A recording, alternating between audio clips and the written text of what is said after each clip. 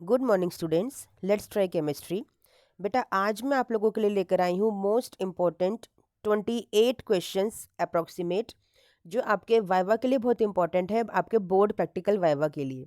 जो कि एनसीईआरटी जो आपकी थ्योरी की बुक है पार्ट 1 एंड पार्ट 2, वहाँ से सो श्योर क्वेश्चंस पूछे जाते हैं और वहाँ से पूरे पूरे चांसेस हैं कि आपके जो बोर्ड प्रैक्टिकल एग्जामिनर होंगे इनमें से ही वो क्वेश्चंस पूछेंगे या इनके ही जैसे क्वेश्चंस पूछेंगे। तो इन टॉपिक्स को अगर आप कवर करके चले जाओगे तो आप 100% वहाँ पे आंसर कर पाओगे। ठीक है, तो सॉल्यूशन चैप्टर में से हमारे मोस्ट इंपॉर्टेंट 3 क्वेश्चंस बनते हैं, जो कि सॉल्यूशंस के साथ में लेकर आई हूँ, आपके आंसर्स के साथ में लेकर आई हूँ। What is rounds law? Rounds law क्या क्या क्या क्या कहता है, क्या होता है कि जो पार्शियल वेपर प्रेशर होता है कंपोनेंट का in a solution that is directly proportional to its mole fraction. बस सिंपल आपको ये आंसर करना होता है।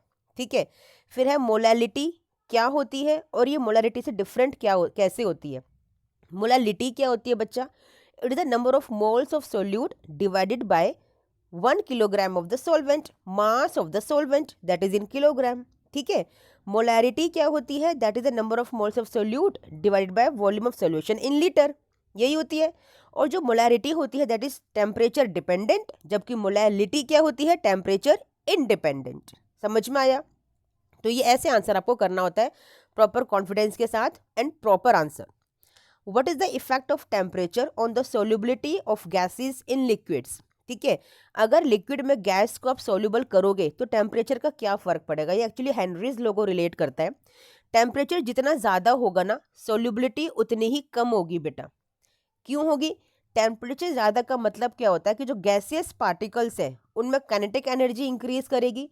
काइनेटिक एनर्जी इंक्रीज करने का मतलब है कि गैस एक्सपेंड होगी और वो एस्केप हो जाएगी, वॉलेटाइल हो जाएगी, उड़ जाएगी, तो वो सोल्यूबल तो होगी नहीं वाटर के अंदर। इसीलिए temperature should be low to increase the solubility. समझ में आ गया? ये इफेक्ट होता है टेम्परेचर का on the solubility of the gases in liquids. ठीक है, इलेक्ट्रोकेमिस्ट्री से जो इंपॉर्टेंट क्वेश्चन है वो है आपका कोलरोश लॉ और इसकी वन एप्लीकेशन। कोलरोश लॉ क्या होता है बच्चा? एट इनफाइनाइट डाइल्यूशन जो मोलर कंडक्टिविटी होती है ना आपके इलेक्ट्रोलाइट की, दैट इज द सम, यानी कि addition of the individual ionic conductivities of the anions and cations. बहुत इंपॉर्टेंट है, मैंने थ्योरी की वीडियोस में भी ये सारे टॉपिक्स क्लियर किए हैं, आप चाहो तो वहां जाके भी इनको पढ़ सकते हो, समझ सकते हो। एप्लीकेशन क्या है कोलरोश लॉ की? That is it is used to calculate the molar conductivity for only weak electrolytes. आपको बताया था मैंने, स्ट्रॉन्ग इलेक्ट्रोलाइट्स के लिए हमारे पास आराम से एक रिप्रेजेंटेशन होती है, फॉर्मूला होता है जो निकाल लेते हैं, लेकिन वीक इलेक्ट्रोलाइट्स के लिए हमारे लिए पॉसिबल नहीं होता है। That's why for making them near by 100% dissociation आप लोग कोलरोश लॉ को यूज करते हो। ठीक है, for weak electrolytes.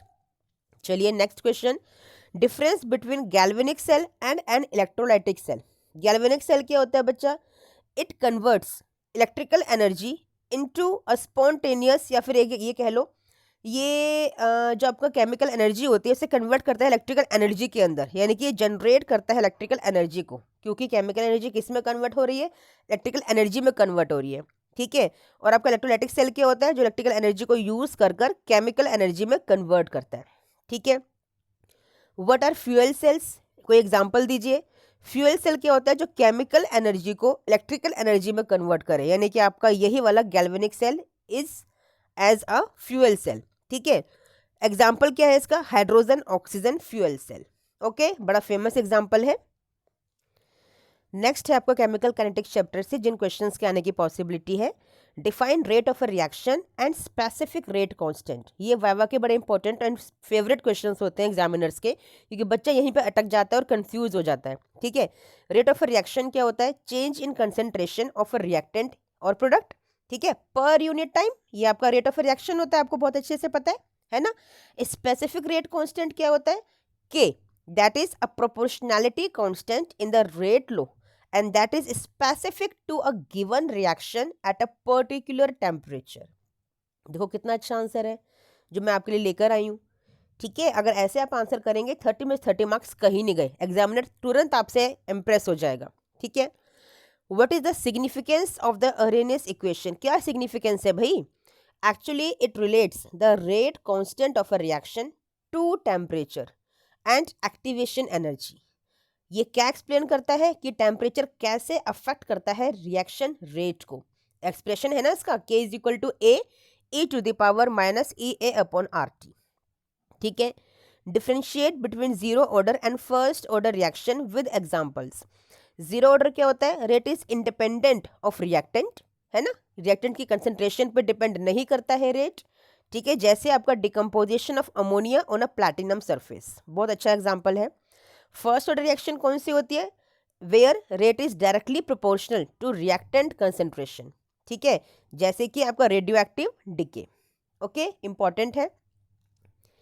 Chapter d and f block elements में से why are transition metals coloured, कितनी बार क्वेश्चंस किया है? गिनती है? नहीं है, क्योंकि यहाँ पे अनपेड इलेक्ट्रॉन्स होते हैं, that's why they show paramagnetic nature and that's why they are coloured.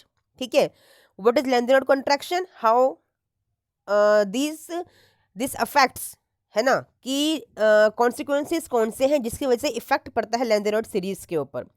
तो क्या होती है कॉन्ट्रैक्शन? लेंथेनोड कॉन्ट्रैक्शन, जहाँ पे साइज में ग्रेजुअली डिक्रीज आता है। ठीक है, आपके लेंथेनॉइड्स में, किस वजह से? क्योंकि एफ इलेक्ट्रॉन्स पुअर शील्ड करते हैं इलेक्ट्रॉन्स को, दैट्स वाई।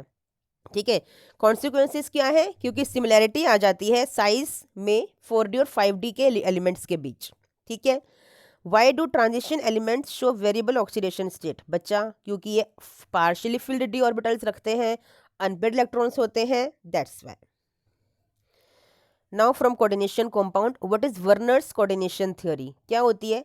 एक्चुअली इनके अकॉर्डिंग मेटल आयंस के पास दो टाइप की वैलेंसीज होती हैं, प्राइमरी वैलेंसी जो कि आयोनाइजेबल होती है और सेकेंडरी वैलेंसी जो कि नॉन आयोनाइजेबल होती है, यानी कि कोऑर्डिनेशन नंबर। ठीक है, उसे आप आयोनाइज नहीं कर सकते।